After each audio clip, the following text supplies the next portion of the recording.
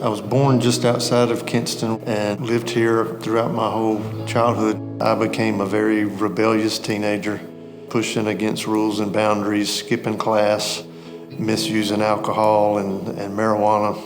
Ultimately dropped out of school. Things got pretty bad.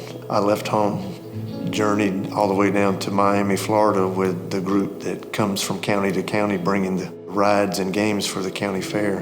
When I just realized this isn't the kind of life that I wanted, somehow or another I made it home and had the welcoming of the typical prodigal son story. When my wife and I had our first child, I began to remember the nurture and love that I experienced as a young child in the local church. And so from there it began a journey where both my wife and I began to grow in our faith until ultimately we reached a point where I started sensing a call to ministry. My son in his life is a roller coaster ride. I came home from work one day when he was 15 years old and found him overdosed on amphetamines. And that was really our first clue that he had a problem.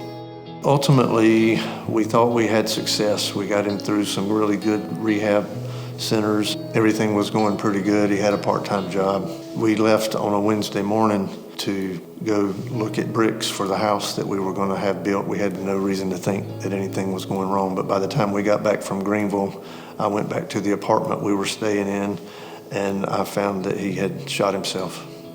It just totally changed everything. That experience probably began to change my life most clearly through what back then I termed as profound discontentment. And in that discontentment, I had to start finding new ways to cope.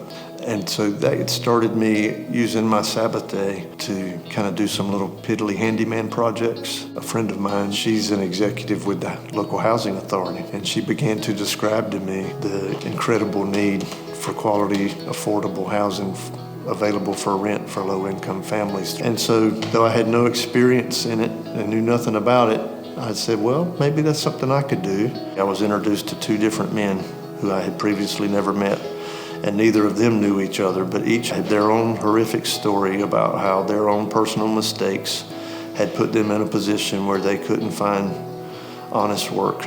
And so together, we took this house that was an eyesore with vines growing all over it, a detriment to the community, and turned it into a place that had people waiting in line wanting to be the one who could live in it.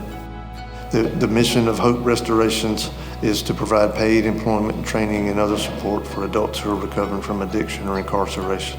Chris is helping me by just believing in me, trusting me, and just always encouraging you to be your very best. When someone cares for you that way, it changes you. It makes you care for someone in that way. The way he loves and cares for us, it changes my whole attitude, how I look at someone else. When I was first released, I was ashamed, but now through working here, I can hold my head up today. I'm not ashamed of what I've been through. And then just picture in your mind's eye this guy who himself should have been bulldozed, and he's working in a house that he himself said, in some of his own words, this should have been bulldozed, is now maybe down there on his knees working on something, looking up to a stranger, and now begins to say, but this is what we're going to do. We're going to put down this new flooring, and we're going to put in a new tub, and we're going to do this, and we're going to do that. He begins to make a connection. He said, it doesn't come from a sermon or lesson that I preach. This is just the magic, the power of God working in this man's life. He sees his own metaphor. It dawns on him, I'm the house. I don't need to be thrown away. I got value.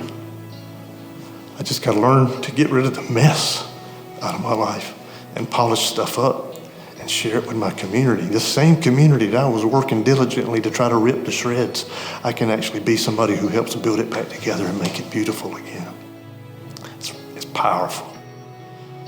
I've never been involved with anything like it in my life, and I wouldn't trade it for anything.